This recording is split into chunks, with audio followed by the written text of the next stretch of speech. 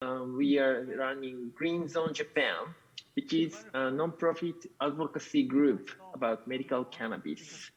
So since 2017, we are basically engaged in education and sometimes consulting and lobbying and activism of legalization of cannabis here in Japan. So again, I'll talk about current situation of cannabis regulation in Japan first. Then now ongoing reform plan about medical cannabis or cannabis regulation. What is background? I will talk about that. Then how will Cannabis Control Act change? First, imagine a case. There is university student. He has 3 grams of cannabis for personal possession, personal use. 3 grams is not big deal. You can smoke 3 grams cannabis in a couple of days. So what if a policeman finds his cannabis? What's going to happen in Japan? What's going to happen in your country? I don't know if you are from which country, but here, at least in Japan, the boy, university student, is arrested and broadcasted like murder case. And this is Mainichi Shimbun, one of the biggest newspaper company in Japan. They broadcasted with his name, or not local news, entire Japan. So his name is now digitally stigmatized and keep long time. So as shown here, cannabis regulation in Japan is very strict and severe. And the law of cannabis control is named Cannabis Control Act. That was established in 1948. At the time, Japan is occupied by the United States. So General Headquarters Commander Douglas MacArthur, the guy of the photo, he introduced Cannabis Control Act. It was, kind of imitation of Marijuana Tax Act of United States. And for 74 years, since the initiation of Cannabis Control Act, the law hasn't changed almost nothing. And by Cannabis Control Act, personal possession of, cannabis, small amount of cannabis can be, maximum 5 years in prison. Very strict. And by Cannabis Control Act, medical use of cannabis is also completely prohibited. On Article number 4, it's written here, it is prohibited for any person to commit the following acts. Number 2, treatment with medicines manufactured from cannabis or distributing it for treatment, and receiving treatment with medicine manufactured from cannabis. So if I prescribe medical cannabis for a patient, I'm gonna be criminal and the patient gonna be criminal. On the other hand, narcotics and stimulants are allowed for medical use, like morphine for cancer patients or methylphenidate for ADHD kids. So there is still strict license regulation, but medical use is allowed. This is a big difference from cannabis and other narcotics or stimulants. So as shown here, cannabis is very strictly controlled, but if you travel to Japan now, you can find CBD everywhere, mainly via internet e-commerce, but also in department store, grocery store, pharmacy. You can find in stations, everywhere, or vending machine CBD drinks. Very strict cannabis control and CBDs everywhere. Contraindication, right? How can it be happen? The reason is is loophole of 1948 establishment of Cannabis Control Act. At the time, yeah, cannabis was essential crop mainly as fiber. And cannabis was more than crop. It was holy plant in traditional Japanese culture. Cannabis is used like in coronation of Japanese emperor. So it was like kind of, cross for Christianity, and cannabis for Japanese traditional religion. So at the 1948, in order to save farmers who's growing cannabis, Japanese government officials made loophole of Cannabis Control Act. That is plant part regulation. What does it mean? So still now, seed of cannabis, hemp seed, and matured stalk for fiber, this part of cannabis is exception of regulation and defined as legal. On the other hand, leaves and flowers is defined as cannabis and it is illegal. And in 2013, when the first CBD product arrived to Japan, Japanese FDA decided CBD product that is supposed to be made from stalk is permitted. So I'm not sure, every CBD product in Japan is made from stalk. Actually, I doubt it. But anyway, in order to import CBD into Japan, you need to prepare one declaration letter shown here, like this product is made from natural stalk, and two, the lab data which shows THC has been non-detected. No. So if you find this product, this document, if you prepare this document, you can export or import CBD product. But sometimes, contamination of THC can happen. So till today, at least 3 companies are ordered to retreat product by Japanese FDA because of THC contamination. Yes. So this is why CBD market is led by small startups. So until today, big company like listed companies hasn't, joined CBD market yet, and they are watching the situation. So what about other cannabinoids? I can say, non-psychoactive cannabinoid is legal. So CBD you can find anywhere, and you can see CBG product these days. And so far, CBN is legal. You can buy it. On the other hand, Delta 8 THC is controlled as narcotics, and it is prohibited to import. And hexahydrocannabinol, HHC, was popular last month, but 17 March this month, HHC is scheduled. Now you can't import or export, or if you have it, you are arrested. So your point is, if it's psychoactive or not. Okay, this is the current situation of cannabis regulation in Japan. Then I will talk about the background of reform.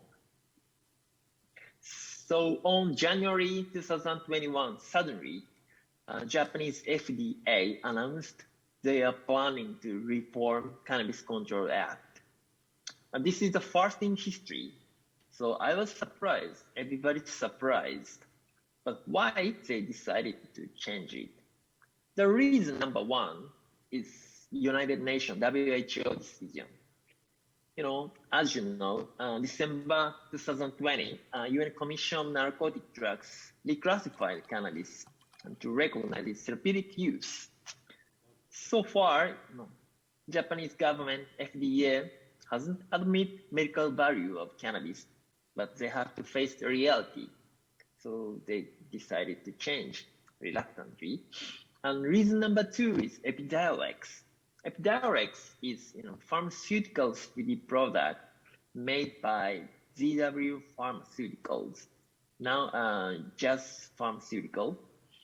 And this is medicine for intractable epilepsy and prescribed in the United States and EU countries since 2018. And in Japan, there is patient group which want, approve of this kind of product. And there are doctors like me who insist that patient have to get access to this type of product. And for this kind of product, Japanese FDA has no reason to deny. So they are willing to, welcome this kind of product, pharmaceutical product. They're happy for that. And reason number 3 is, increase of cannabis use. In Japan, the number of people who are arrested for cannabis possessions are on the rise. And this is shown here. Cannabis is increasing, methamphetamine are decreasing, and cocaine is stable. So today, like 5,000 people is arrested in a year. And this is, like more than double in 5 years ago. So this is partially because of youth culture, like hip hop. So now in Japan, hip hop is getting popular, and rappers, DJs, they smoke weed like in the United States. So young stars are familiar with cannabis culture. So for Japanese FDA, this is, annoying problem. So they think that, more strict prohibition is needed to save kids. So they decided to change law. So the situation and attitude of Japanese FDA and DEA is clear. So FDA admits CBD as medicine, and they welcome CBD supplement for market. On the other hand, as THC, they want ban. Still, they want to keep ban as illegal drug. This is basic attitude of Japanese government. So let me talk about, what will Cannabis Control Act change? This is not, 100% sure, but what I think of happened. So point number 1 is, legalize of pharmaceutical cannabinoid products. That is Epidiolex. Now, clinical trial of Epidiolex is ongoing. The patient hasn't recruited yet, but GW Pharma made a branch in Japan, and they are preparing. The situation is ongoing. So in a couple of years, hopefully, Epidiolex will be approved as medicine here. And I think Epidiolex will be categorized as stimulants or narcotics, which means if I want to prescribe Epidiolex, I need to register and as a special kind of license, and patient has to get registered, and pharmacy has to get registered. This kind of strict control is done for stimulants. And Epidiolex will be like that. I think it's kind of ridiculous because you can buy CBD product on the internet and the content is almost the same. But people think it's kind of narcotics because made from cannabis. And for non-pharmaceutical products, cannabinoid products for medical use are still illegal. So Japanese FDA are not willing to welcome these kind of products as alternative medicine. So when a Japanese FDA says medical cannabis, and they image pharmaceutical product, only Epidiolex and Sativex. This is the current situation, and this is what they are thinking about. The point number 2 is, change from plant part regulation to ingredient regulation. So as I told you, Japanese FDA are welcome for CBD product, CBD supplement. So they will change. Stock is okay, flower is now this policy to CBD is okay, THC is scheduled substance. Yep. So then the point is, how will be the THC limitation? In other words, how much THC is admitted? How much is zero? So in the United States, 0.3%, less than 0.3% is categorized as hemp. And in EU, 0.2% is cut off. What about in Japan? So far, Japanese FDA hasn't disclosed, but around 0.02% is threshold today. So now the cutoff point is under discussion, but that's gonna be like from 0.02 to 0.3. Let's see what will be. And point number 3 is, criminalize of cannabis use. So today, possession is illegal, but cannabis use is not documented on law. So if you travel to Japan and someone pass you a joint, you smoke just one breath and return it. So then if you get arrested or, in your urine THC is detected, but you are not guilty because, cannabis use is not documented on the law. But they are trying to change it so that they can punish cannabis user. Yes, this is the 3rd point. So this 3 point is, main theme of reform of Cannabis Control Act, which is ongoing. So when we will come, so in 2023, Cannabis Control Act reform will be in Congress. Yep, Senator saying that. So in late 2023, reform is in action, I guess. So in 2024, Japanese cannabinoid market will come to the next step. Listed big company will start dealing cannabinoid product like CBD. So, today's listeners, you guys also can, join as a huge potential of, cannabinoid business in Japan. So for more information or, any question, you're welcome to contact us. We are running, website, and we are doing YouTube, and we are doing consulting. So don't hesitate to contact us. Okay, this is my talk. Thank you very much.